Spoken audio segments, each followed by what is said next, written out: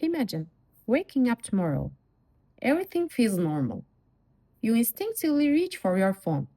Nothing. You open your eyes, and instead of your bedroom ceiling, you are staring at billions of glittering stars, a sky you've literally never seen before. Look left, look right. No roads, no buildings, no Starbucks. Absolutely nobody. Just endless wilderness, distant mountains, and the howling wind. Your stomach drops. Something is very, very wrong. Get it back in time, way back, to the Stone Age. No supermarkets, no electricity, no internet, no 911, no rules, just you, your probably panicking brain, and a completely untouched planet. Your body has exactly three major enemies trying to delete you from existence: thirst, the freezing cold, and predators looking at you like a snack.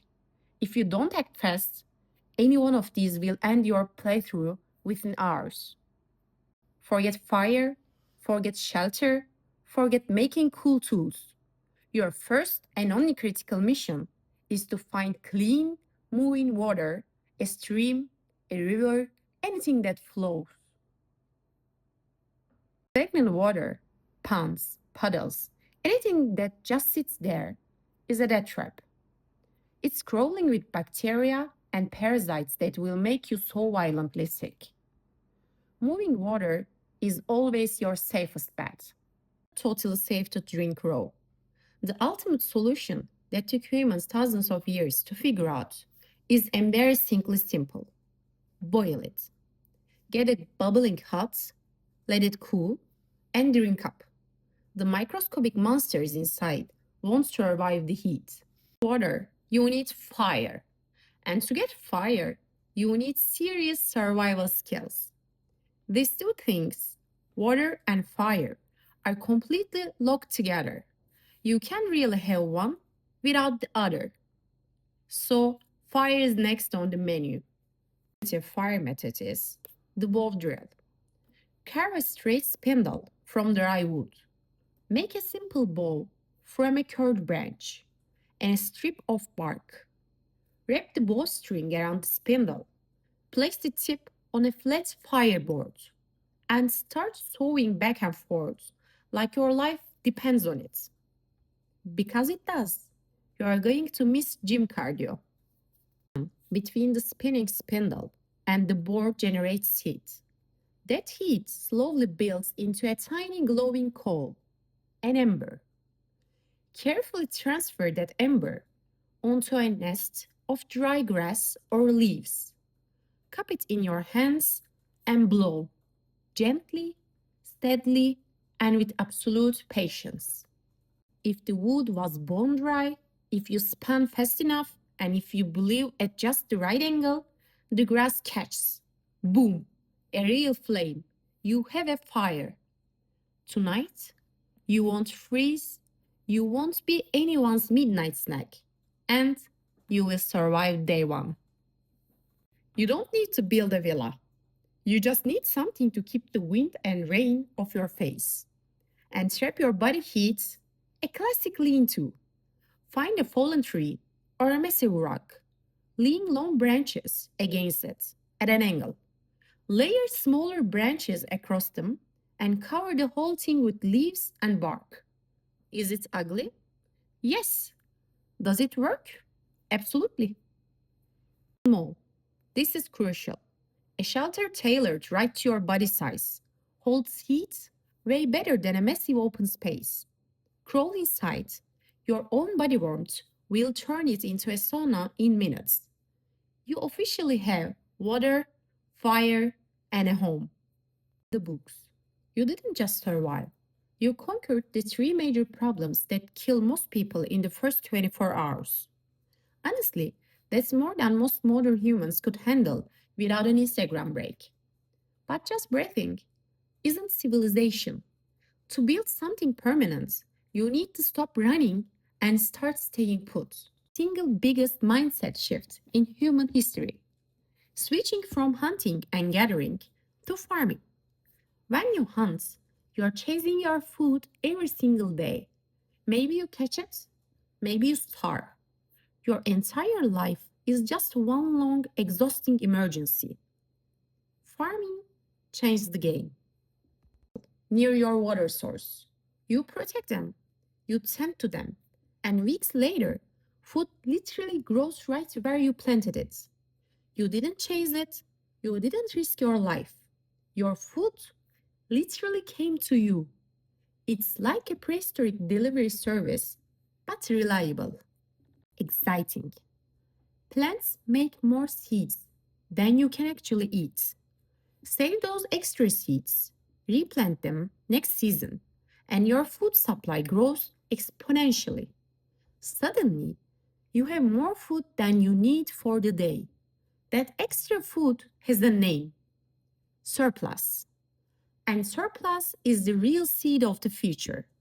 Can grow enough food for 10 people. The other 9 suddenly have their entire day wide open. They don't need to look for food. So, what they do? One builds better housing. One figures out how to make sharper tools. One discovers which plants cure infections. And another just stares at the sky, wondering, why do the stars move like that? Humans have jobs that aren't just about finding the next meal. Welcome to the world of builders, healers, thinkers, soldiers, and leaders. You have specialists, and specialists make everything better, faster, and way more advanced. Civilization is taking shape. Importantly, people have free time to sit and think, time to experiment, time to fail miserably at something and try again. Pretty much every great human invention came from someone who had a full stomach and enough spare time to ask, hey, what else is possible? Boredom brings progress. The dominoes falling. Water unlocks fire, fire unlocked cooking on warmth, warmth unlocked permanent settlements, settlements unlocked farming, farming unlocked surplus, and surplus is about to trigger something that completely changed the rules.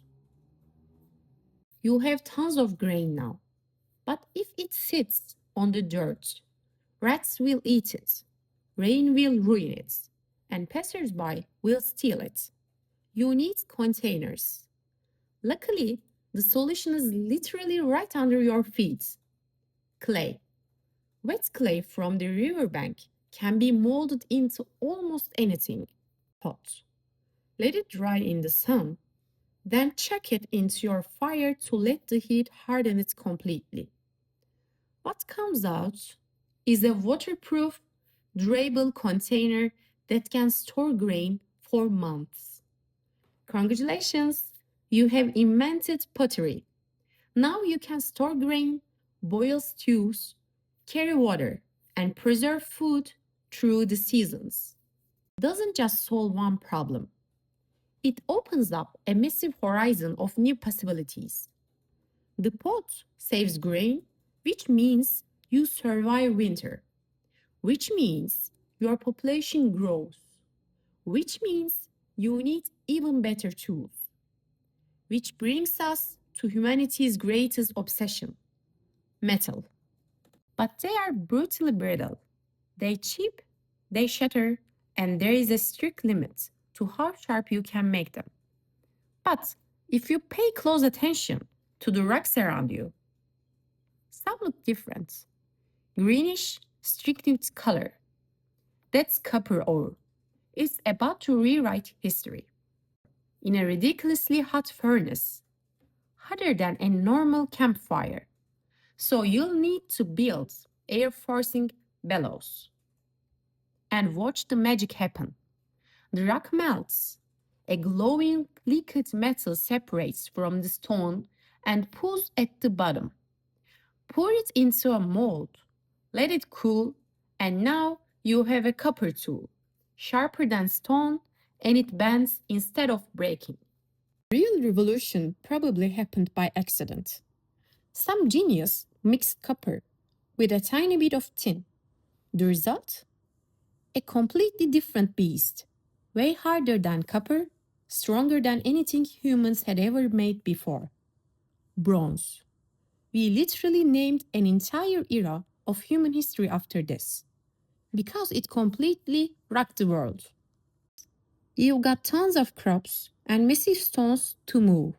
For ages, your only option was breaking your back, carrying them, or dragging them through the dirt. Then someone put a round piece of wood on an axle. Suddenly, one person could move a load that used to take 10. The wheel is born. With a lever, a long stick balanced on a small pivot point, and you can lift objects way heavier than your own body with almost zero effort. None of this is rocket science, it's just smart applications of basic physics that were up for millions of years. That's the thing about great ideas. They only seem obvious after someone else thinks of them. It's a massive vulnerability. You know now a lot of important things: how to smelt metal, how to survive winter. But when you die, and you will, all that knowledge dies with you. You need to save your data outside the human brain, which is why writing might be the single most critical invention on this list. But the first writing wasn't poetry or romance, it was literally accounting.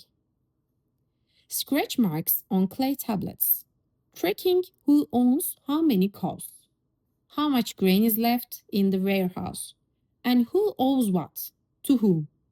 Super boring, zero charisma, but utterly world changing. Because written information outlives you, it travels and passes down without losing a single detail. Setting every generation, it compounds.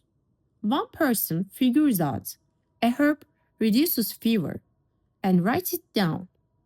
A century later, someone else builds on it. A millennium later, someone else builds on that. Going from stretching clay tablets to modern healthcare is just one long game of telephone where nobody forgets the message. Thing no amount of tech can replace other people. You absolutely cannot do this alone. You can't farm, smelt metal, raise kids, fight off predators, and advance science all at the same time. Civilization is fundamentally a massive group project. And the second you have a group, you get a brand new problem: rules. Who gets the extra food? Who decides what's fair? Every society in history had to solve this. The ones that found answers that felt fair enough to most people grew and survived. The ones that didn't collapsed from the inside or got wiped out. Cooperation isn't just some feel good concept, it's the hardest and most vital technology humans ever engineered. And look at the whole magnificent chain: water led to fire, fire to warmth, and cooked foods, warmth led to settlements, settlements to farming, farming to surplus, surplus gave us specialists and free time, which unlocked pottery, metal, the wheel, and writing. And writing preserved everything for the future. Every single step built the next. You couldn't skip a single one. Your phone, your mats, the building you're in, the food in your fridge wasn't invented by one lone genius. It was built by thousands of generations of humans, each adding one tiny piece to the puzzle. So the next wouldn't have to start from zero. You are standing on the shoulders of giants. So, Could you rebuild civilization alone? Honestly, probably not. But together, we have already done it once. And if we ever had to do, we could absolutely do it again. 3. If you think you'd survive day one, smash that like button. If not, well, maybe start practicing your bow drill. See you in the next one.